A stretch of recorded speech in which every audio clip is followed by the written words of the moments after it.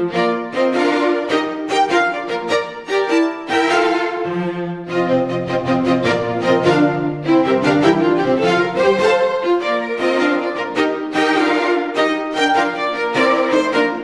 everyone. Welcome to another episode of Gray Matter. Well, today I'm very pleased to have as our special guest a man who I've wanted to have on our program for quite a while, actually.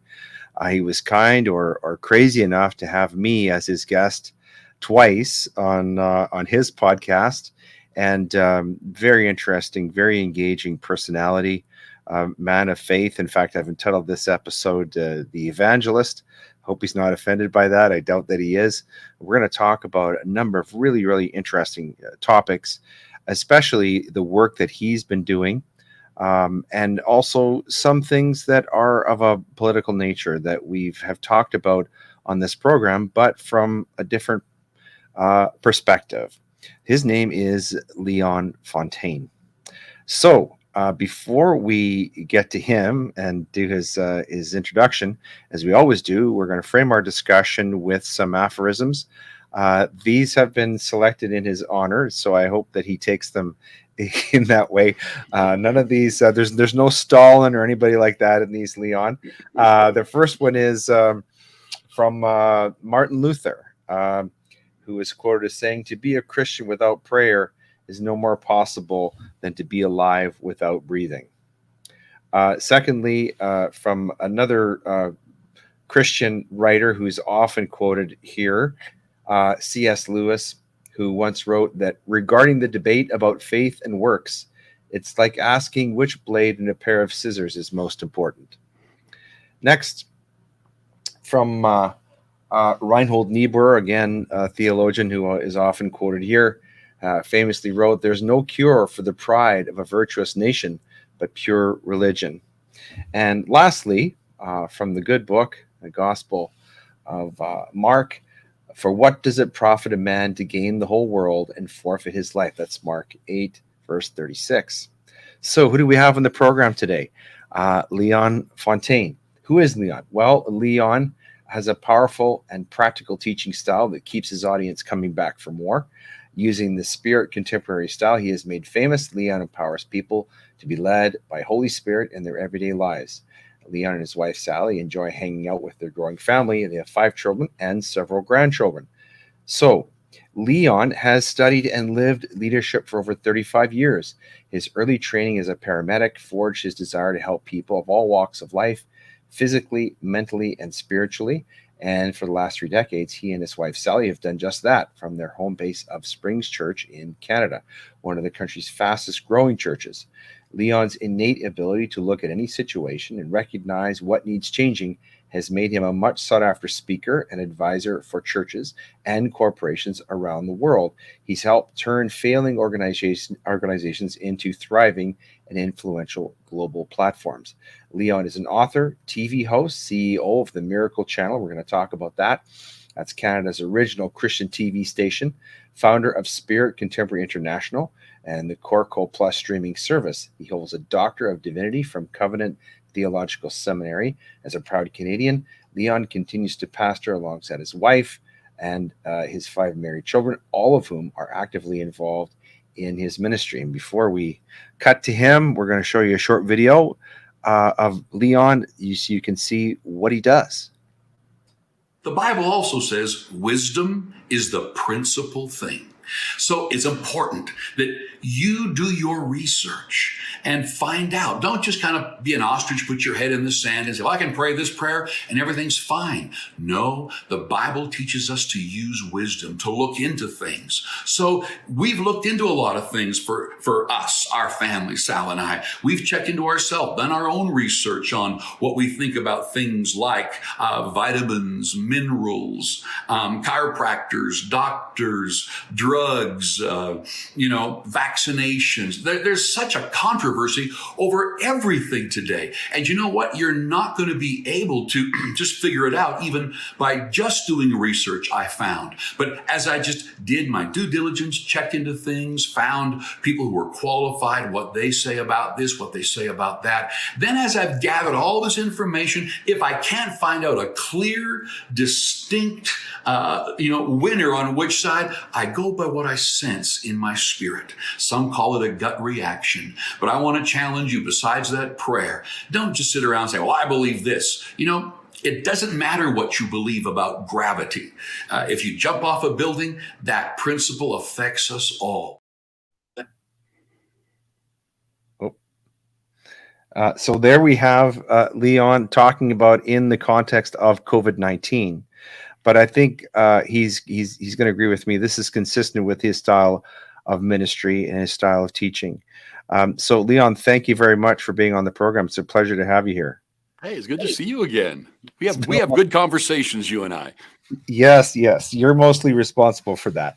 But Kaylin is mostly responsible for getting you here, your lovely assistant producer. So we have to thank her for getting you here, which is great. Maybe we could start off with this, Leon. Could you maybe tell us a little bit more about the Miracle Channel, how you got involved with it, and maybe its genesis and how it's grown? Yeah, Miracle Channel, a couple decades ago, I think, finally got a license because Canada wouldn't allow television stations, Christian television stations. You could have porn, you could have everything else, but you couldn't have a Christian one. And so finally they gave one out. And then from there, there's been a couple more, and it came to the Miracle Channel. And so they started out in Lethbridge and seemed to be doing fairly well for a number of years. And then about 12 years ago, 2010, I was approached by the chairman of the board there. They'd gone through a real downturn and gone through a number of CEOs. And because we as a church were on their television station, as well as on secular television stations across Canada, he just met with me and asked me if I would just take it. Would you just take this whole thing over? And at that point, it was 3 months away from the bank closing the doors.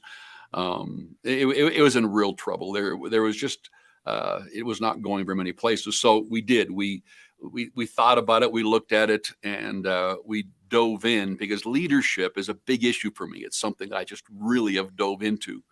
And we just applied the principles that we learned in raising up a megachurch, business principles, leadership principles, management systems, structures, administration, personality types, everything we could. And it just turned around from a channel. It was one channel that basically was on 2 satellites covering Canada. Whereas today, we now have 2 channels, and we have a VOD platform. And it is on all across the nation, not just on satellite, which is great, but on all sorts of cable networks, and then around the world in multiple languages, the programs that we're shooting, et cetera. So it caught real wind under its wings, and it just took off. And so things like we're in 48 Muslim nations, coming out of TV in Pakistan. I mean, incredible things. We're in Russia, and we're in all of the Spanish countries. And so we're on different TV channels around the world. The programs that we're making here, because Miracle Channel brings other people on as well. So it has been a stunning explosion that in just 12 years has just set us back and made us go, oh my, look what's happened. And when I got it's a really funny story. When I came in, I met with the CFO and and then the COO who was running everything. And they just told me TV's done. It's shot its best days. It's finished. Let's just ride this out as long as we can. You won't be able to raise money. We could never get on any of the cable stations across Canada. So we're just on 2 satellite networks that cover it. And it was just wah, wah, and a lot of staff there. And as I begin to go through it, I mean, I'm a follower of Christ, but there's a business side to me, and we had to release person after person after person after person. Because I worked with them for 6 months to give them a chance. Can you make this? Can you help me grow this thing? And it was just literally releasing person after person after person, bringing new people in, and Leighton, it just took off. So Wow. we're pretty excited about it. So, to what do you attribute this incredible growth since you took it over? You explained in part, obviously, you did some uh, corporate reorganization. It sounds as though you changed the philosophy, maybe the theology of what was going on there. But why is this caught on worldwide in this way? Do you have any explanation for it? You know, I don't know everything. A couple of things that we did, so they might have something to do with it. Was when Sal and I came to Winnipeg in '94 to a little church there called Springs. I was kind of raised in a Christian home. Both my parents were pastors. They were wonderful, real people. But I just developed this hatred for religion. I don't know Really? how else to say it. By that I mean man-made rules that judges one another as Hmm. to how we have to earn our right into God's good graces or into the church's good graces. I just saw the stuff that was going on in many cases, and I met beautiful, real people. And so when we came to the church, we learned leadership there because it exploded. It just doubled every year for about 5 years till we were in the thousands. And the issue was we didn't know how to handle it. And so I loved leadership already. So I dove into the secular world. I read my way through MBA textbooks that friends would give me and everything I could find on business and leadership and systems and structures and who to hire using the DISC system or personnel, like everything I could do, which was a no-no in the church. That was business. This is the church. We're just spiritual. And Hmm. so the things that I learned there, and I'd love to dive in, later on that stuff, but basically this thing grew to thousands. We had to staff it. We had to park it. We had to look after hundreds of children. And then you got teenage. You got to park their cars. You got to look after their babies. You have to have sanctuaries big enough. We did so many unique things in developing a church into the thousands that people said would never work. And Hmm. in fact, one of the, forget his name, the guy who writes editorials for one of the big Toronto papers, he's an expert on religion. He just said that, in 1990, I think it was 96, 97, right in there, he wrote a whole column saying Canada will never have mega churches. And he had a point. He was talking about how socialistic we are and how anti-big we are. About anything that's big, we attack because of this socialistic background. But when he wrote that, we were already past 2,000, doing 3,000, and the definition of a megachurch was 2,000 people. So we use those principles, which are just pure, beautiful, wonderful business principles, which are almost all in the Bible. We Hmm. applied them to the Miracle Channel. And we just found that they needed to stop being, just so spiritual, because if when I think about it, there's two really good ways to put this. There's two things about the gospel that I love.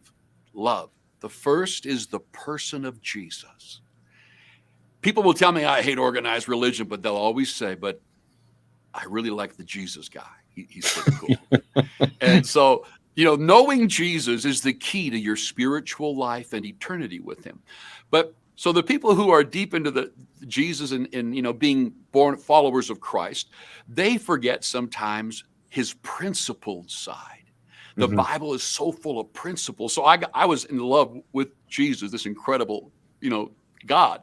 Hmm. But then I just fell in love with business principles all through the Old Testament, the New, the book of Proverbs, how they raised up countries, how to handle people, how to look at freedom, how to look at freedom of speech. Like all of this stuff was in the Bible. And I found out if you want a great legal system, use the Bible. If you want a great country, use the Bible. If you want a great business, use the Bible. And I had no idea as a young Christian kid that the Bible was so stunningly wise when the area of leadership, business, law, etc. So Hmm. those are the two areas that I just really love. And I'm always studying both, knowing Jesus better, but then how can I help people? How can I help this world, nations, etc.? I want to come back to that discussion and to talk about that in the context of what's happening in Canada today, where we let's face it, we appear to have become a godless state where we don't have God in his proper place as the head of state. So I want to just park that. I want to come back to that because I think that's an important topic, and I want to mine your own wisdom on that. But before we go there, you have a very fascinating history that you've sort of teased me with a couple of times when we've talked about how you started out as a young man as a paramedic. So you've said that you're brought up in a Christian home. Your parents are pastors. Did you grow up in Manitoba? No, I was born in Porcupine Plains, Saskatchewan. Oh, there Grew you up go. grew up through all my school ages in Weldon, Saskatchewan, and then moved to Winnipeg in '80. And then Sal and I moved to Selkirk in '80. And Mhm. then Sal and I took over a church in '94 in Winnipeg. And then in 2010, started a campus in Calgary.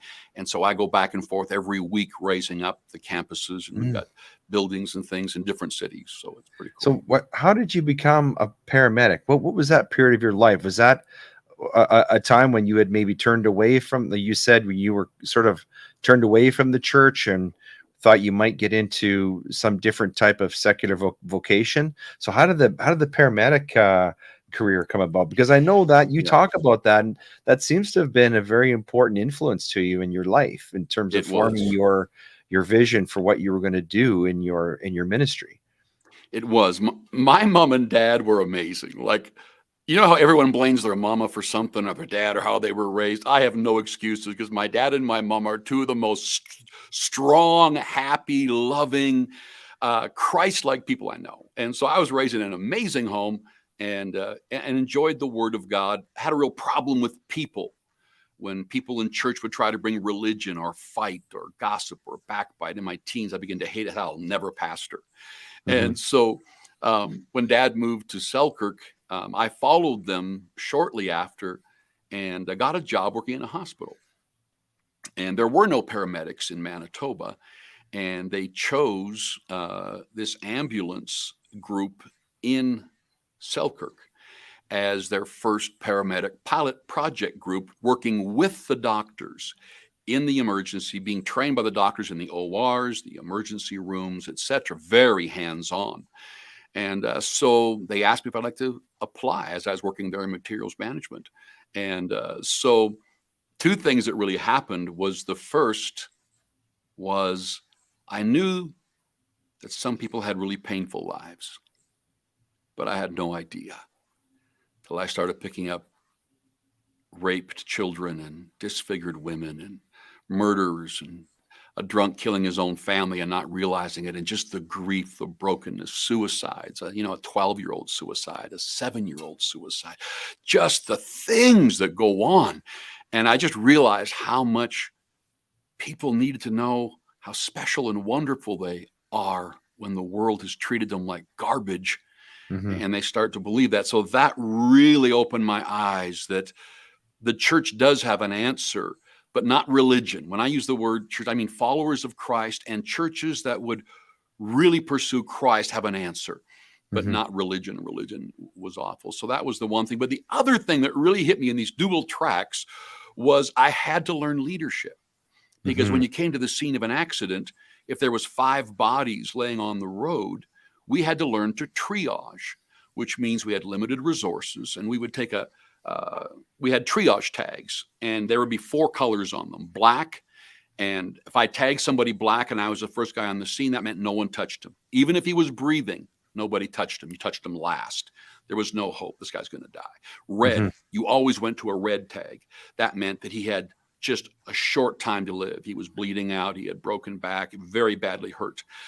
Then an amber tag you'd go to next, the green tag last. So a guy could be sitting there with a broken arm, brutally broken arm, his cheek hanging off his teeth, looking just like horrible. And all the rookies would run to the guy screaming, and they'd run to the guy that had looked messed up. But we had to learn to triage the scene. We'd triage patients. They gave us systems, like when you came on the scene, you would always look after safety first. Are you safe? to even walk into the scene. Are there hydro lines down? H was, do you need help? Call the power station before you get out of, or call Manitoba Power, whoever, before you get out of the ambulance. Do you need police? Is there a gunman running around from the gunshot victims? And so we had systems for everything. And those systems would help us not to forget, because rookies would go to the scene and be working on multiple patients, and then 20 minutes later go, where is everybody? And forget they hadn't called for backup. Mm-hmm. So we had systems of handling scenes, handling danger, handling patients. We had ABCs. We'd look at their airway first. Then, are they breathing? Is the airway open? Anything occluding it? We'd look at their breathing. Are they breathing? Because you could be looking at a knife wound. The guy's got a knife right in his chest, and you're dealing with the knife, but he's not breathing. You got to get him, put some air in his lungs first, and then see with circulation. And so we had all these systems, and we were to manage an accident scene and maximize survivors.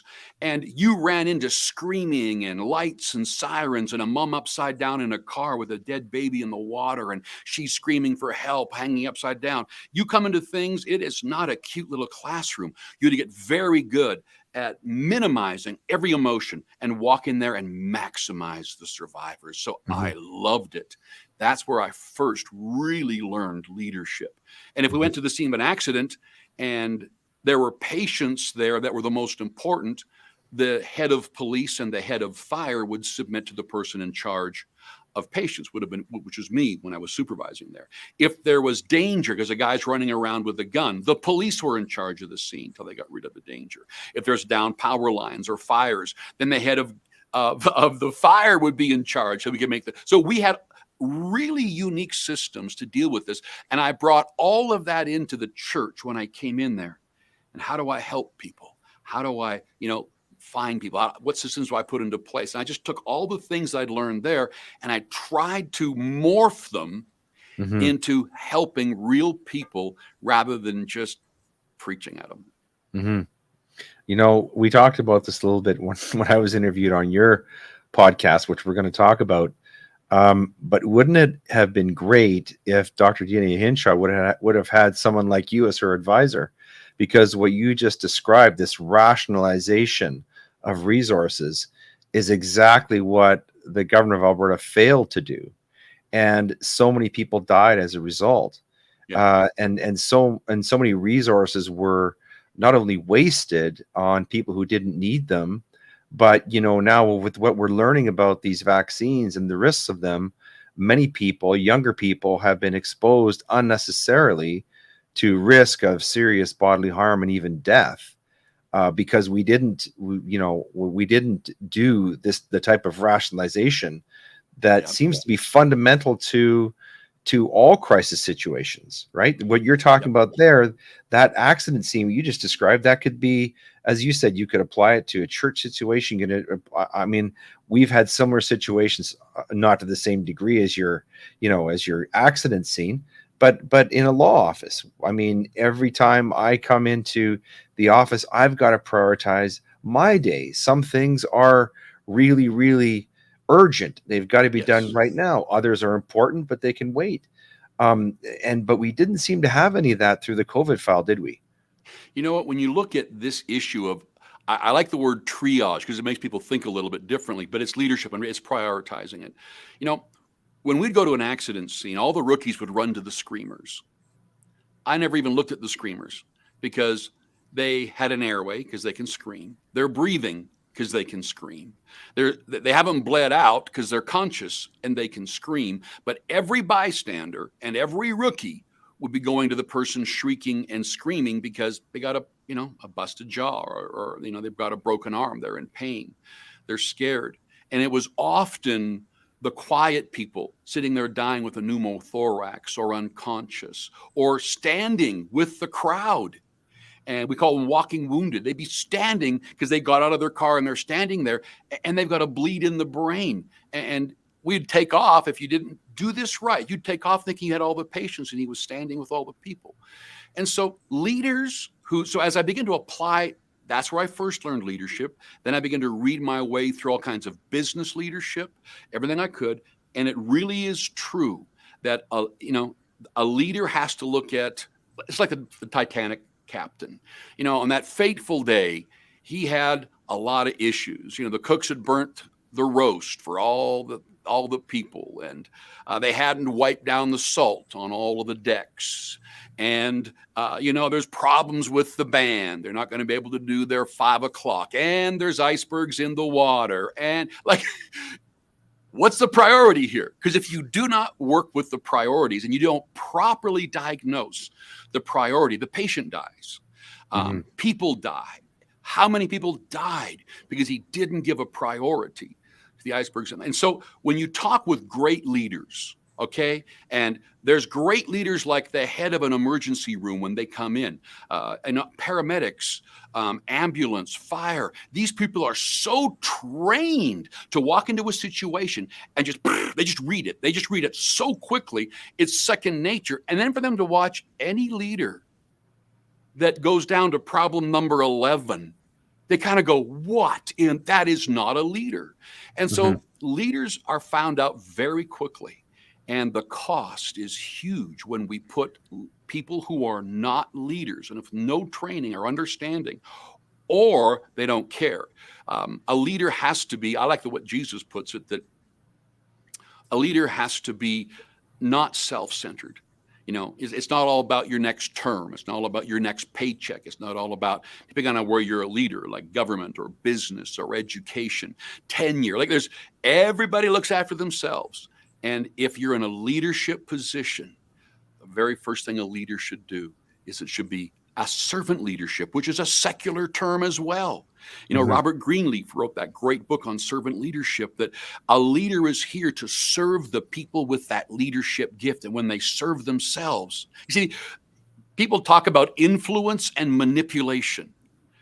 When a leader is manipulating people, it can look like leadership.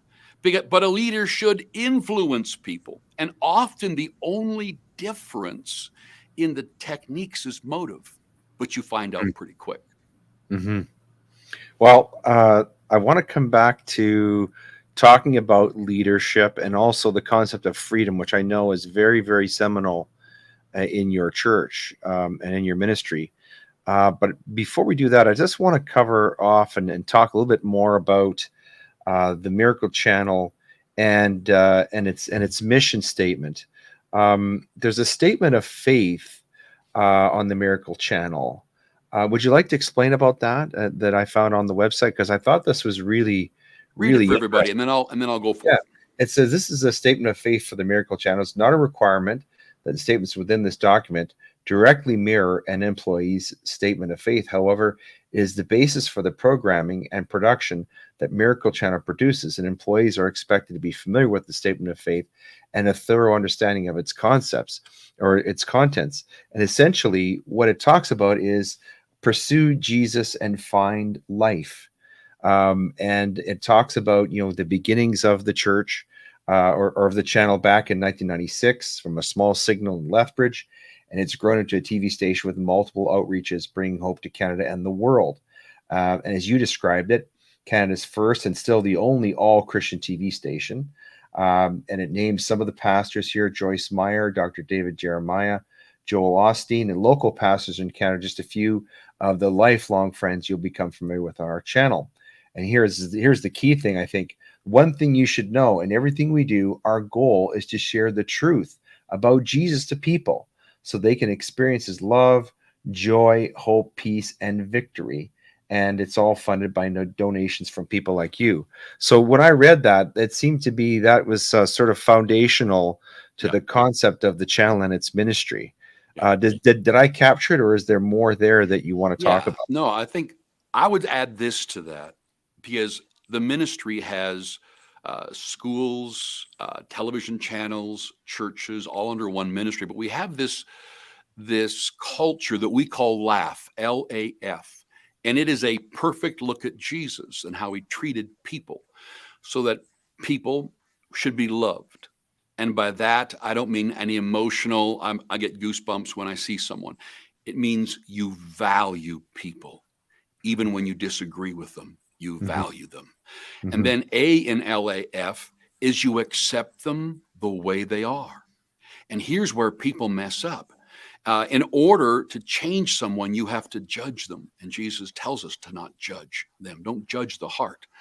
And so we accept them the way they are, as messed up or as perfect, whatever they think they are. We accept them the way they are because we don't have the ability to change people. I mean, people who've been married long term will tell you that after 50 years of marriage, they haven't changed a thing in that person. And so we want to create this space, this place where people can come as they are, and they don't feel forced, they don't feel manipulated, but they can just come and learn and grow about Jesus. And so we accept you the way you are. And then Mhm. F is just to forgive.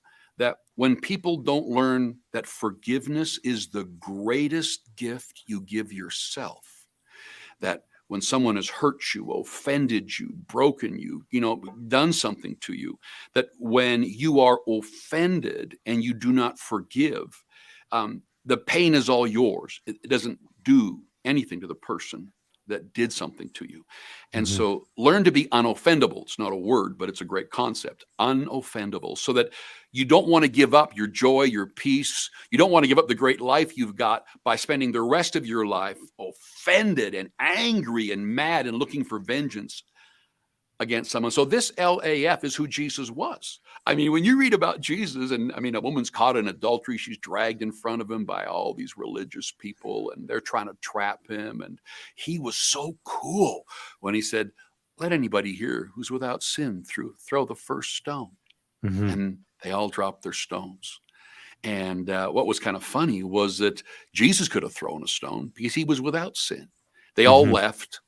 And Jesus said, "Woman, where's your accusers?" She Mhm. says, "They're gone, Lord." He says, "I don't accuse you either. Go, sin no more." Like the way Jesus handled people was he left their self-worth intact. And he wanted to know how special and precious people are to him. So Mhm. that's really something we like to do with the Miracle Channel, Springs Church, Springs Christian Academy, the different organizations we run, is people are very valuable. And if Mhm. you can, let's help them. And if we need to rescue them, let's rescue them. And there are people that hate and they're angry too. And so we've got to be safe and handle those as well. Mhm. I'd like to just take up that concept that you just laid out, um, and maybe flesh it out a little bit. Recently, we had an American theologian on the program named Carl Trueman. Perhaps you're familiar with his work. He's written some brilliant books, one on the life of Martin Luther, but he's really gone into an examination of how the glorification of the self has is destroying culture and is really anti-Christian, and it Yeah. really goes against really what I mean the core of the teachings that you're talking about. So when you talk about acceptance, Mhm. um, one of the things that Carl was talking about is how, for example, if you take the LGBTQ agenda, Mhm. um, there what happens is they will tend to attack anyone who does not affirm and accept their ideology, which they regard almost on the level of a religion. I don't know if you'd agree with that, but it Yeah. almost seems that way. So, as a Christian pastor, as a teacher of Christianity, who's spreading the message of the gospel, how do you reconcile that when you say we accept people as they are, and we don't judge them? How do you reconcile that when they're attacking what you believe in and what you fervently believe is the truth about man and God and the universe? Yeah. First of all, I would have to say that I don't like how the church world has judged the LGBTQ group. I don't like what they've said. I don't like what many have done, because they have taken religion, which is trying to push it on people. It's judging them. Now, the beliefs that they have and the decisions they have to live their lives. Um, God, when Adam and Eve in the garden, when they made the decision to, and they began to go with Lucifer, with the enemy, and go against God, he didn't quickly intervene and try to, and just, he let them make their choices. All choices have consequences. Even when it comes to the biblical teaching on heaven, he'll never force himself into someone's life. You have to invite him in, believe on him, invite him in. But he'll protect your freedom to believe what you want and to do what you want, as long as you're not hurting someone else, right into eternity. Mhm. And so God has given such freedom to people to make their own, we call it free will in the church world. And we don't touch that. So when I look at people, and there's so many exciting ways we could go about this, but like judging, for example, nobody likes being judged. The Bible says, do not judge, but you have to judge in some areas. So what should you judge and what shouldn't you judge? Well, the Bible's brilliant at this. It says, do not judge the person's heart, which means their motive and their intentions. That is left to God. But we are to judge their actions. And so we don't need to say that's just a bad man at heart. He's evil at heart. That's no. Just judge the actions. If you, for example, if I'm going to get a babysitter for my kids and the neighbor's got a daughter on one side and I mean, she is just loving and caring and considerate, has a moral compass, a stand that's close to ours, for example. On the other side, I mean, she's smoking dope out of the car and you know, she's doing drugs and she's got a different boyfriend in the back seat steaming up the windows. I've seen her staggering into the house, hardly able to stand up, and they both apply for the job to babysit my children. Wow. So the one who's drunk and drugs and different boyfriends and she's got a babysitting course. And so she's got, you know, and she's got her lifeguards. And so when I don't hire her and I hire the one who I like how she controls herself, handles herself, etc., the other girl can look at me and say, you're just judging me. So how do you handle that? Well, to do life, the Bible talks about knowing people by their fruits. That simply means track record. We are to know people and we're to judge people by their track record.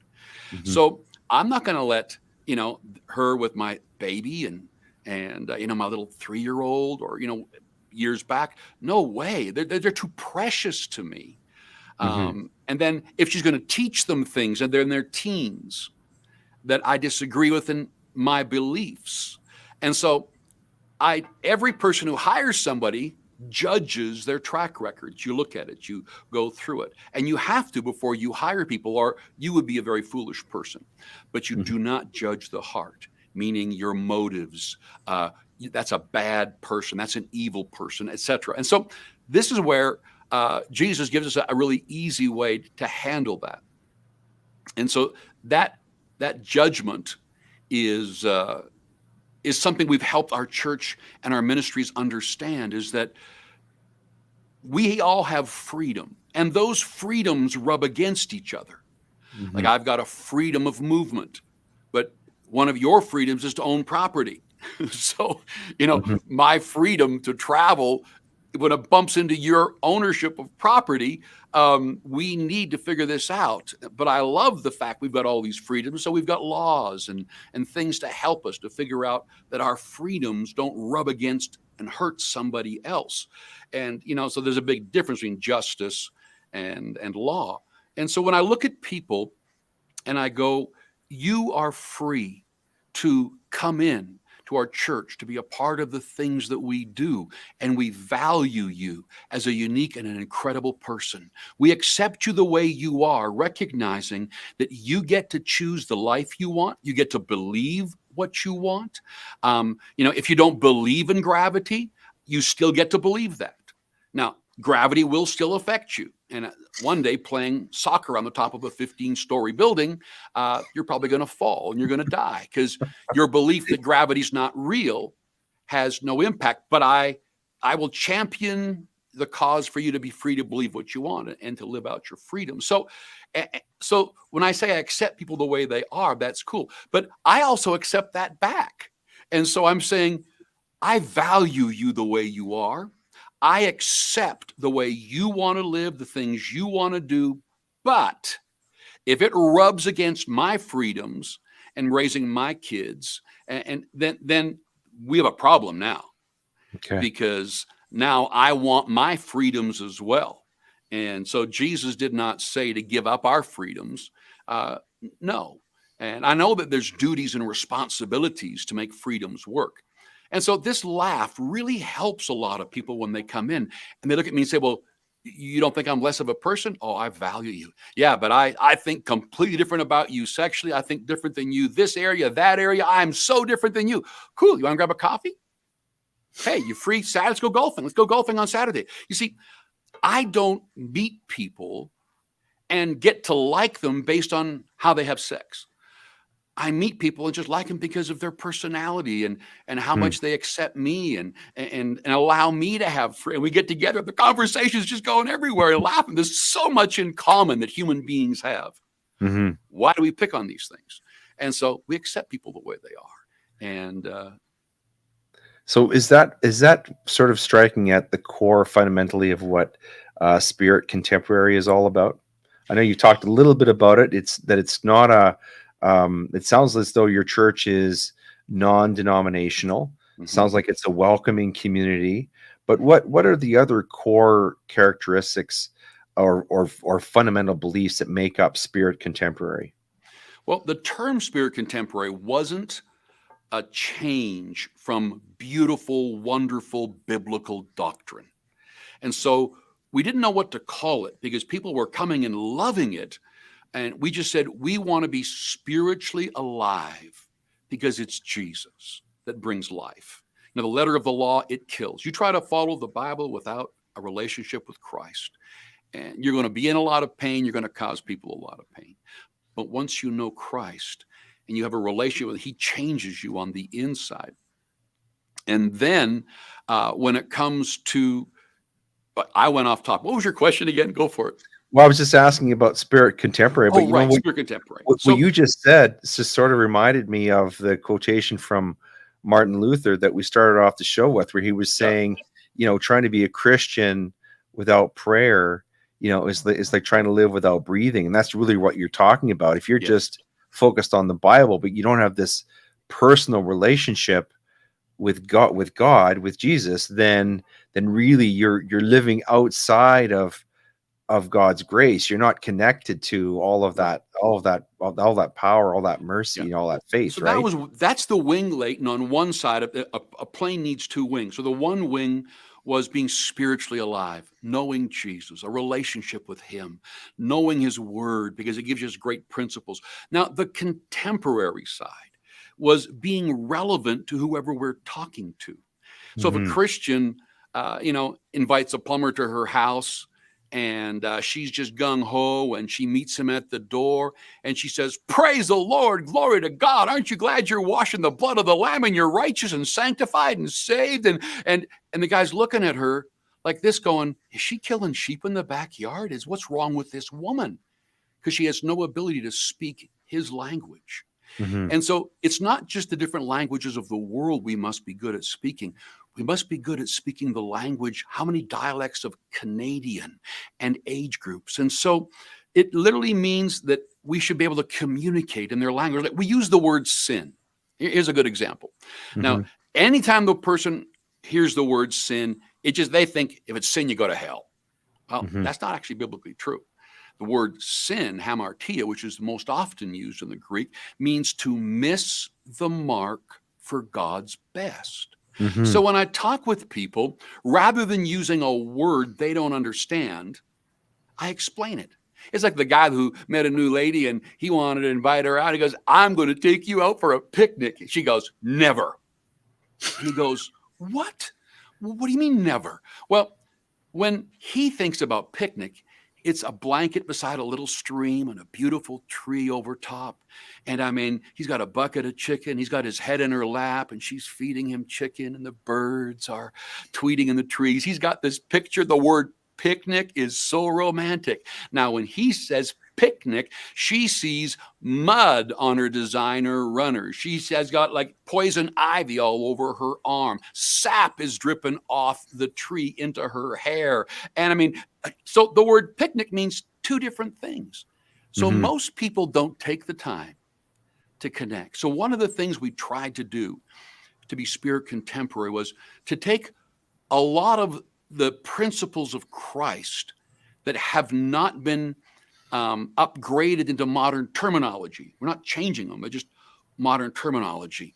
And then when we explain, to go, well, I agree with that. I said, of course you do.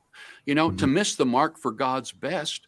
I mean, if I'm rushing in here and because I'm trying to get to the studio on time and I see this little old lady and she's staggering with some groceries and I don't have time and she's hardly getting across the street, probably would have been smart. It didn't happen, but probably would have been smart for me to stop and help her out. What if she falls in the midst of traffic? And so the best would have been to have done that. And so we don't all hit God's best, because the Bible says there are sins of commission, but there's sins of omission. There's things you could have done better and you missed God's best. You know, you probably shouldn't swore at your wife when you got all mad and laughed, you know. So you missed the mark for God's best in that situation. And so when I explain what sin means, and basically there is one sin, the Bible says, that can cost you your eternity, and it's where you stand with Jesus. And so, you know, so when we talk with people, we try to stay where they are. People say, well, you know, that's compromising. No, it's not. Jesus did not sit somebody down and run through 613 Old Testament laws. He actually fed the hungry. He healed the sick. He accepted those who were being rejected, like Zacchaeus or the woman caught in adultery. He gave people first their felt needs. And as they begin to respond to their felt needs, that is when they begin this beautiful journey of knowing him. And so spirit contemporary is no compromise, but it's telling we want to present Christ, and we want to be a church that is spiritually alive, a ministry, and we want to be contemporary. We're not going to compromise anything. We want to explain what that means, and we want to just take the time to unpack that, so that people already feel they feel so low in their identity that when they come into religion and all you hear what you can't do, what you're doing wrong, and you're being attacked from the pulpit, people hardly have self-worth left. You know, they hardly even wonder if they're valuable. And so if we can just share with them that God is so in love with you, he's got a plan for you, he cares about you, he'll work with you. And so that's why spirit contemporary is important, because the world has already got all of its beliefs about church. If you invite someone to church, you go, oh, I'd rather go to the dentist. Because when you say church to them, it means condescending. It literally means, like, I've got people going to our church that were kicked out of their last church. She's a mom with 3 kids. And when her husband divorced her, they didn't want divorcees in their church. That's religion. You know, things that, so we open wide our arms, and church should be a messy place. Meaning what? Well, where the stalls are dirty, the oxen is working. Where churches are dirty and filled with all kinds of people, the gospel is working. It's attracting amazing people, hurting, broken, you know, messed up, or lives going perfectly, and money and finances and career, and this massive emptiness on the inside, which is why they're committing suicide and taking their own lives. So spirit contemporary is crucial to us, so that as wherever we go, whatever we do with television shows, messages, you know, schools, etc., that we understand how beautiful Jesus is. And we, you know, people say, well, there's a lot of stuff in the Bible I don't understand. You know, I get it, because there's an old agreement and a new agreement. And I'm not a Biblean, meaning I don't follow the Bible. I follow Christ. I'm a Christian. So that means everything in the Old Testament has to come through the new covenant.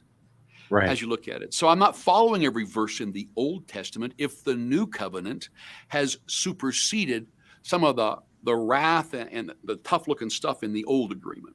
But anyway, I went to do a lot of doctrine there, but that's kind of a quick look at it. That is wonderful. And it also explains in large part why your message has been so popular and has really, why your church has grown so quickly. But implicit in that also is sort of a common sense analysis of world events and culture. I was reading about this on your website, and it says here that your passion for current events that offered an intersection of knowledge and wisdom has been percolating for years. Recent events in Canada around the globe have propelled the conversation forward. The erosion of freedoms has never been so widespread, and the need for unbiased journalism is more important than ever. The high value of people and the right to think for themselves.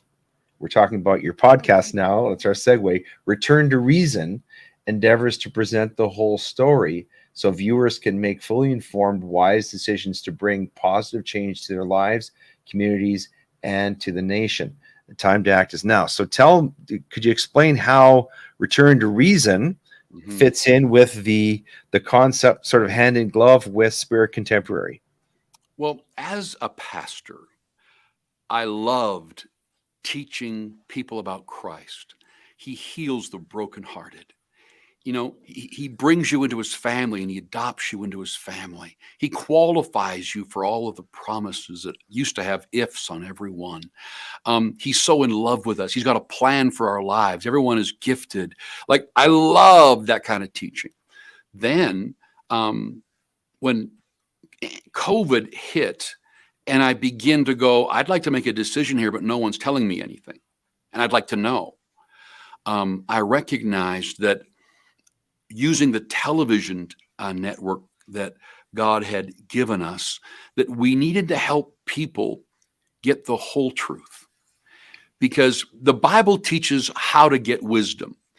And all through the book of Proverbs, it talks about these three words. It talks about knowledge, understanding, and wisdom. And so knowledge is the facts. And God does not give you the facts. It says he'll give you wisdom liberally if you ask, and wisdom is the application of the facts. But knowledge you are to go get. So my people perish for a lack of knowledge is a biblical principle. If you don't have enough knowledge on something, it can kill you. And so go after knowledge. Now, understanding is where, as you meditate on this knowledge as it applies to you, that then you can make wise choices. These three steps appear all through Proverbs, Psalms, in Jesus' teaching. You'll see all these the New Testament is really a rewrite of the Old Testament as we see Jesus into this new covenant. And so when we looked at Return to Reason and we realized that we literally were moving in a direction where leaders were saying, trust me, I'm smart, I'll make the decision for you. And I get that to a certain degree. If I hire you to look after a legal issue I have, I don't have time to go take the multiple years that you've taken. And so I'll hire you, but you and me will meet and you will explain to me with all this expertise as to why we're going to pick this course of action. And as a good lawyer, you would make sure I understood the course of action, how we're going to defend or how we're going to sue, and then also the risk factors involved. So when a citizen like me begins to look at all this stuff, I say, well, could someone just explain to me, what do you mean about China? What is this about the World Health? Or what do you mean the CDC? Like, who says? Do we have tests? Like, nothing. Just we say it's good and you should do it. It literally shocked me. I used to love programs like Charlie Rose and others that would put a brilliant man on this side of the table, another brilliant person on this side of the table who disagreed with each other. They'd have a cup of coffee, they're smiling and talking, and then as the show comes on, they'd begin to debate back and forth with such respect and statesman-like ability. We used to love those kinds of shows, and they don't appear anywhere. And so when I felt like I was being censored and that I couldn't get information, and that they didn't maybe even want me to have the information, we'll make the decision for you, then I recognized they have broken down a literally biblical system. I need the facts. Just give me the facts. Well, we don't want to cause too much terror or whatever their reasons are. No. The greatest thing you can do for a democracy and for citizens is give them as much facts as you can, because then they'll see the wisdom of your decision.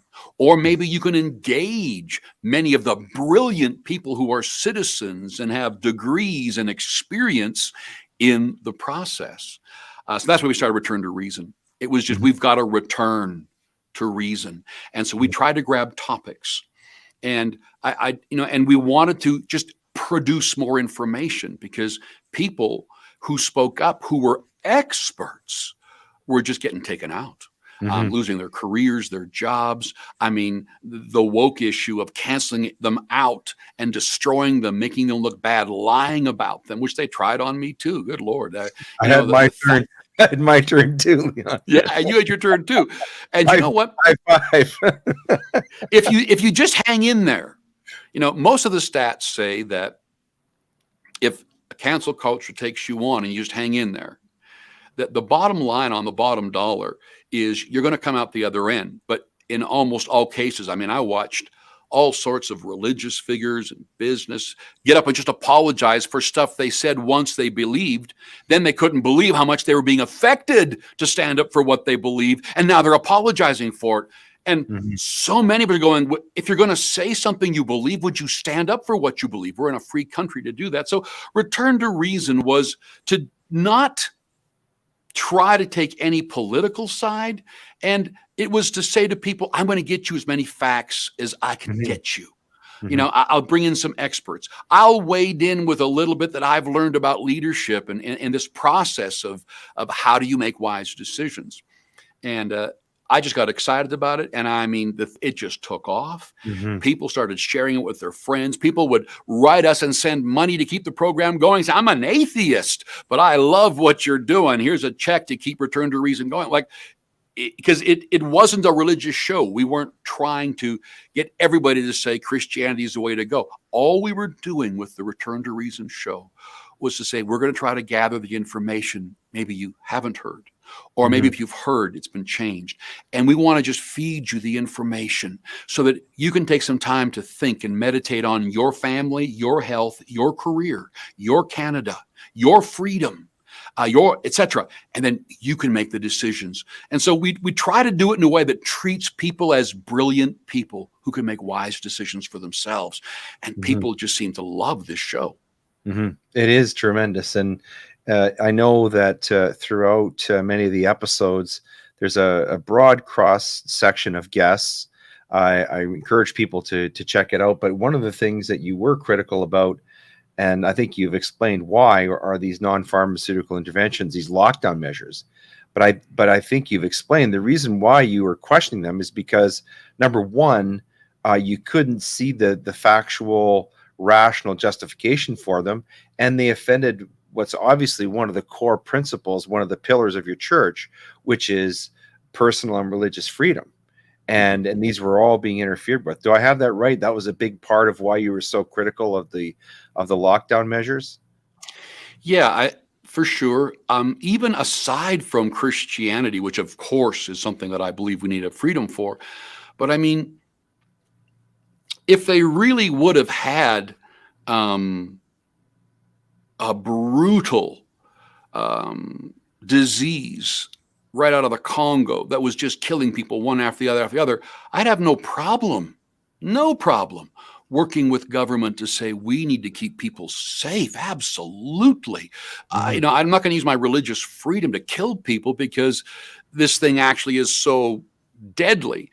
But so we tried to do everything in our power to just, work together until you begin to realize the price that it was costing people. And I promise people, with all of the research that we've done and the people we've spoken with, that the years ahead are going to show you the toll, the bodies that have stacked up, the things that have taken place to our society. When we first heard the word on this thing, everybody should be super cautious. And then we should examine and re-examine and get brilliant people involved to see, is it worth, I lost a sister-in-law to cancer. It was minor when we had it, but no one would see her because we're all on standby to look after COVID. And finally, when they would bring her in, she was 4-stage and died on us. And she's just 50, 55. And everybody's got a story, real stories of how they tried to stop one flu. And this is the death in the numbers on it. And then people in all the other areas weren't being looked after. And so this whole area of leadership that I grew up in, especially I was working in a hospital. So I worked in the ORs. I did endotracheal intubation in the ORs, the IVs for the ORs. I was a part of the crash cart team when people 9-9, when they brought people in from car accidents. If I wasn't on the call, I would be in the resus room. So I learned, and I'd seen some of this stuff, and I was just really surprised, and I just wanted people to get information. It was the biggest deal for me that, yes, freedom. I agree with freedom, but I'm also fine with wisdom to say we need to be cautious here. I don't mind saying we shouldn't assemble right now because the bodies are lined up on the sidewalks and people are dying. And I'm going, oh, we don't care. We want no, that wasn't the issue for me. I just wanted wisdom. I wanted the facts. Mhm. I want the truth, the whole truth, and nothing but the truth. I wanted everything they could share with us. Not, well, we'll talk to you 5 years down the road when we figure it out. Well, no, we're all making decisions for our families, and appendicitis, and a child who's got allergies and anaphylactic shock, and a cancer's not getting into, like, we all are making decisions here. Business is going bankrupt. We need to be informed. And so the freedom of the press, there's so many beautiful movies made about men and women who stood up for the freedom of information and the press. And the movies they just stir you when, governments were trying to, and now we don't know if we even believe much of mainstream area because they were telling us one thing while we're watching another. Mm-hmm. So part of the impetus for Return to Reason is also in terms of truth, but also in terms of leadership. The goal is to provide people with information so that leaders will be held accountable, because that's fundamental to leadership too, isn't it? So that's part of the goal of Return to Reason. Yeah, it's a great show. Not just the ones that I'm on, though I was happy to be on. You were great on there. Enjoy being on there. So we've kept you for quite a while here. I have a couple more questions, though, if you don't mind. Yeah, let's go. One of the things that I wanted to talk to you about, and this is getting back to Christianity, is that it's my impression that Christian values are under attack in Canada and the West, and that this has been going on for a long time. And so I'm curious, because you've been involved, you've lived a life 35 years in your ministry, and you've done so much with your online programming and the growth of your church and your ministry. What practical advice could you give to people watching this program, taking in this podcast, who are feeling this way, or feeling like, I'm a Christian, I hold traditional values. My values don't seem to matter to my government. In fact, they seem to be anathema to my government. I don't want to salute the rainbow flag. I want to be proud of my country. I want to be proud of my family. I want to live the life that I was, I want to have the things for my children, my grandchildren that I grew up with. What can you say, or what advice could you give to people in their daily lives in terms of practical steps they could take to give them, say, for some more hope going forward in their daily lives? I would say we need to let go and recognize the horrors of religion, which is beliefs that people are trying to push on others. And I see a lot of these groups where, religion has just come after them swinging. And of course, they're doing the same thing. But when it comes to Canada and freedoms, we need to go back to this ability to do what, the religious people asked Jesus, what are the most important laws? And he started talking about, you got to love the Lord your God with all your heart, all your soul, and all your mind, and then love your neighbor as yourself. It is a stunning portion of scripture. And it says neighbor. Interesting word. It doesn't say someone sitting with you at church. It doesn't say someone sitting with you in the same belief systems. Neighbor. And so that we are to love them, which a better word maybe in our vernacular is we need to value that person.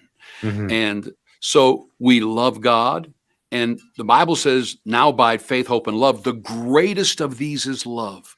When we get our focus off of our insecurity, and our own significance, and we accept God's love, then we stop trying to lift ourselves up. Like, people are hurting and broken, and so many Christians are too, because everybody wants to feel significant. They want to know their lives are significant.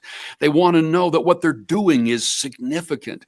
And so this search for significance, it's people are fighting and coming at each other. But what gives me value is how much God loves me.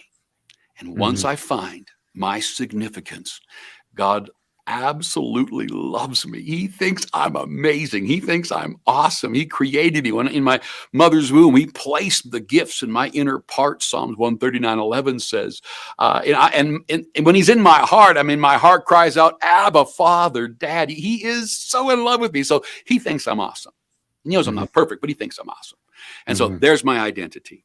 Now I'm free to value people when they don't think I'm valuable, or they don't treat me as valuable. It doesn't matter, because if I place my significance and my value on what others think about me, the Bible says that the fear of man is a snare. Mhm. And so snares would grab a rabbit by the foot, and then they're only got a 3-foot radius to try to escape, and it'll try to escape, and there's blood everywhere, and the grass is all beaten down. That rabbit is snared. It's never running free again.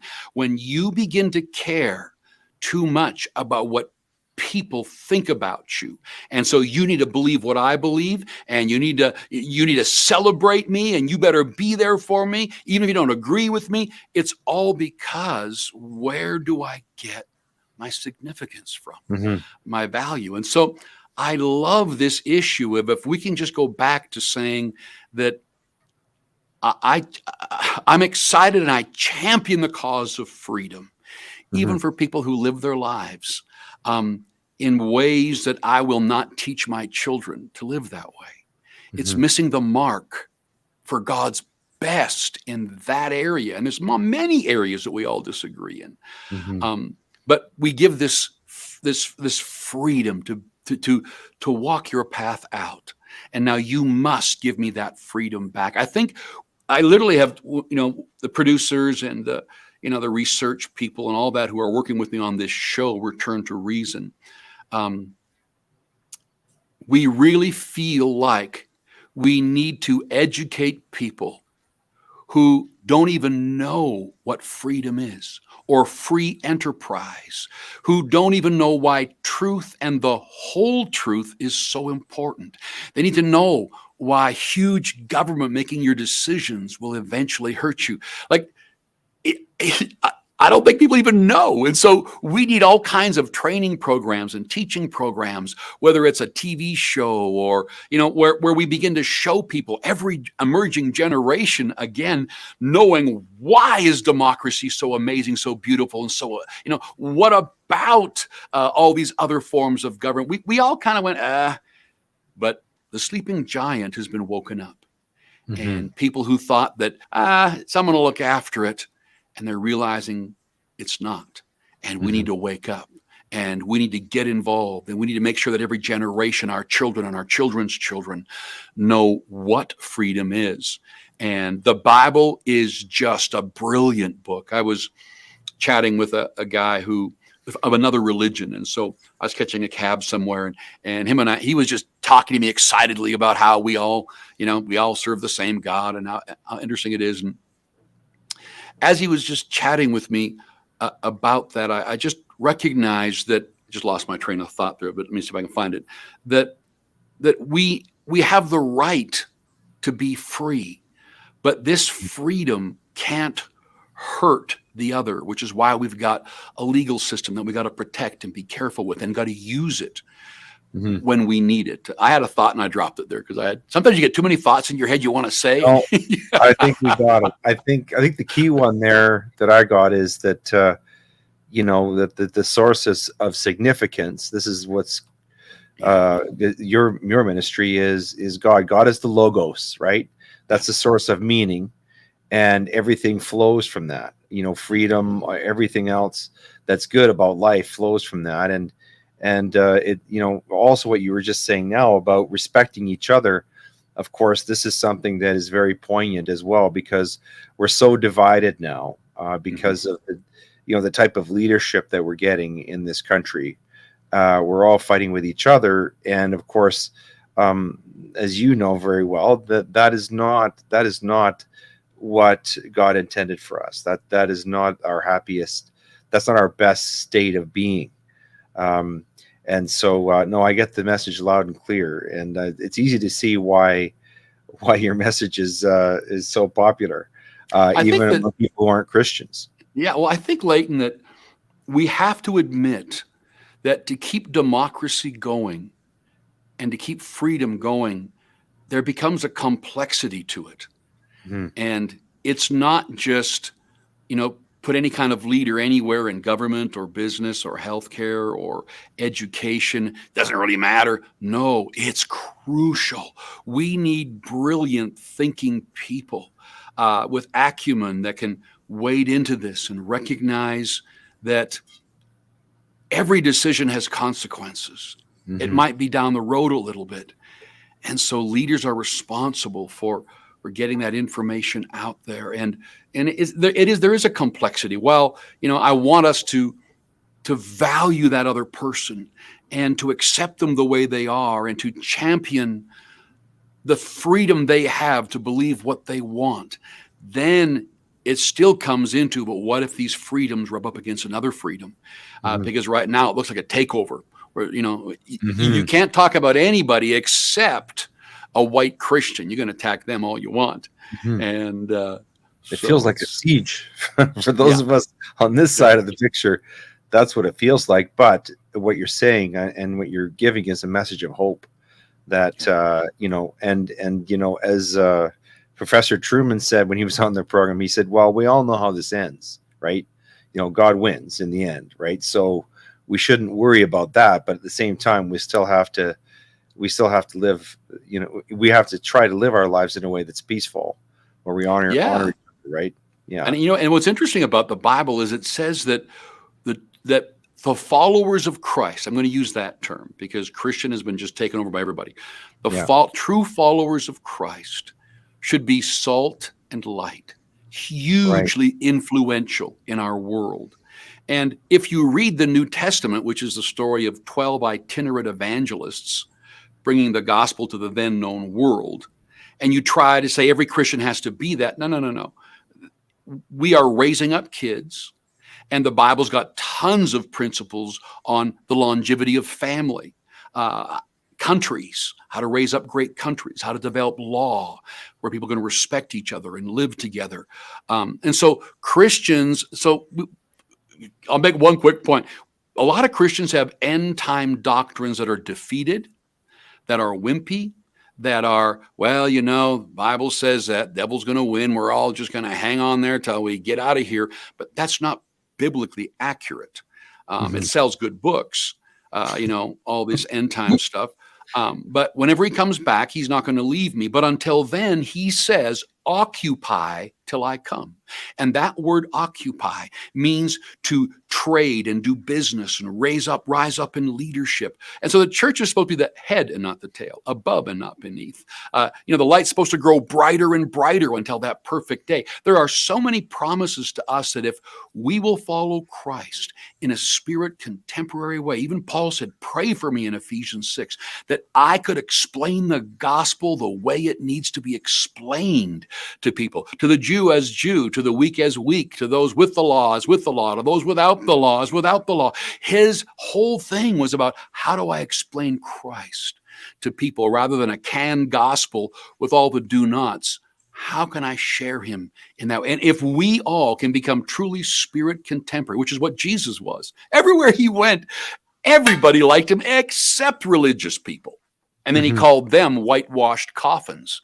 And he told them, when you get a disciple following you, you make him twice the son of the devil that you are. So Mhm. religion, this man-made way of judging one another and telling you better be doing this if you want to be right with God, it's a free gift. Mhm. Salvation. You come as you are. You Mhm. can't change anything permanently without him. Mhm. And so you believe on him and you start this exciting journey of discovery that's pretty amazing.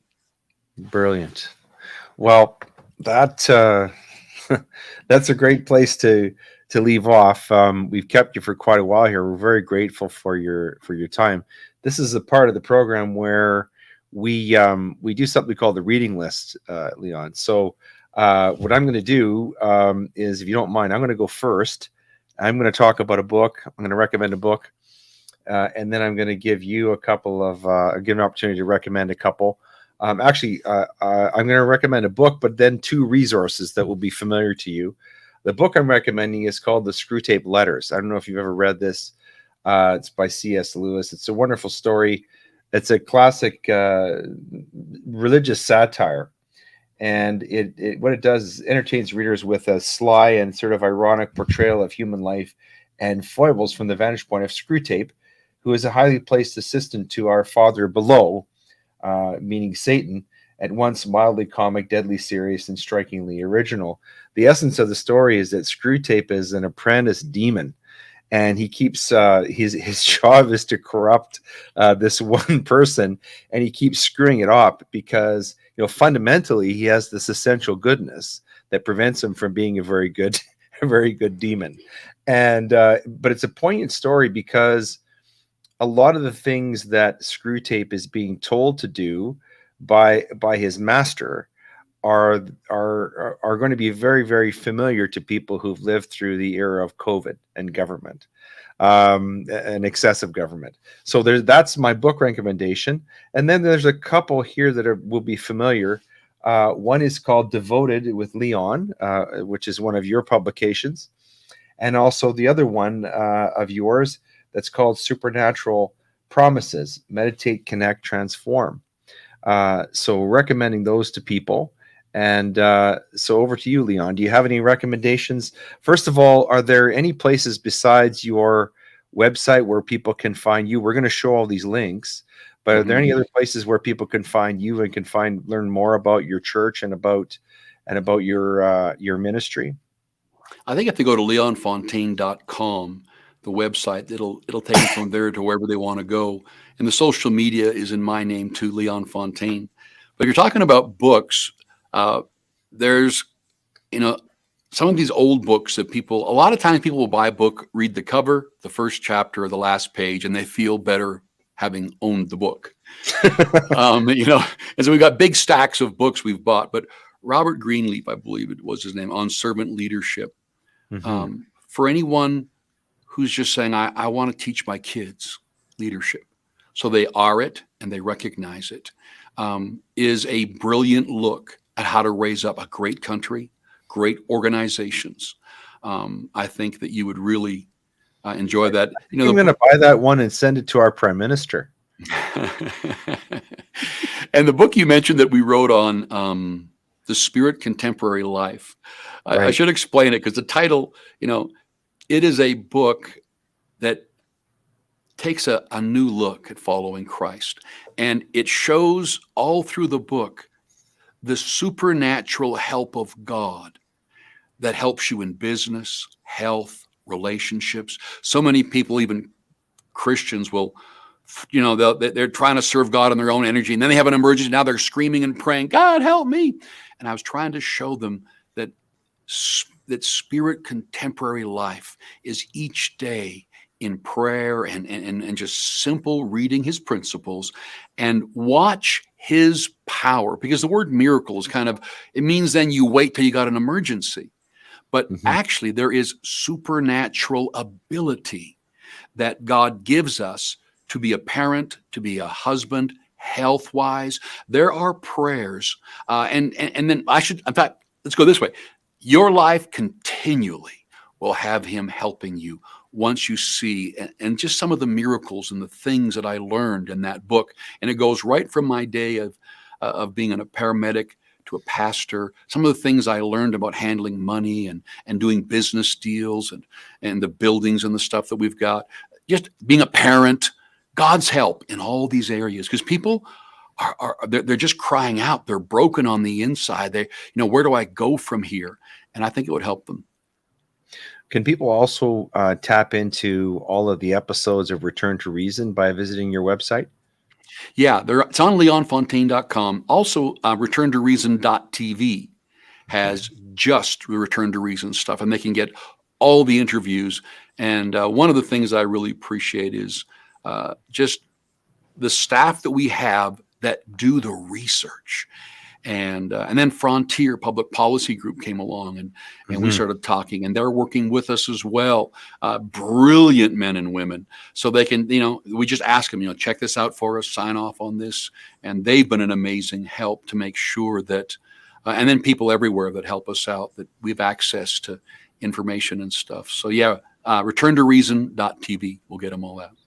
Wonderful. Well, this has been a splendid conversation. So grateful Thanks, to Leighton. have had you on the program. I wonder if you wouldn't mind ending things off with a closing prayer. For sure. I'd like that. Okay. All right. God, you've been listening to Leighton and I talk. And for everyone that's listening, I'm asking that you would just do something in their life this week that would let them know that you're real. Whether it's a miracle, whether it's a sign to them, whether it's something wonderful that takes place, that they'll remember this prayer. But I'm asking every person that watches this interview that, Father, let something take place in their life that'll keep them going in the right direction. Because you said, God, seek and you'll find. And I'm asking you to help them with that in Jesus' name. Amen. Amen. Thank you, Leon. My pleasure. Thanks for having me on, Leighton. We'll have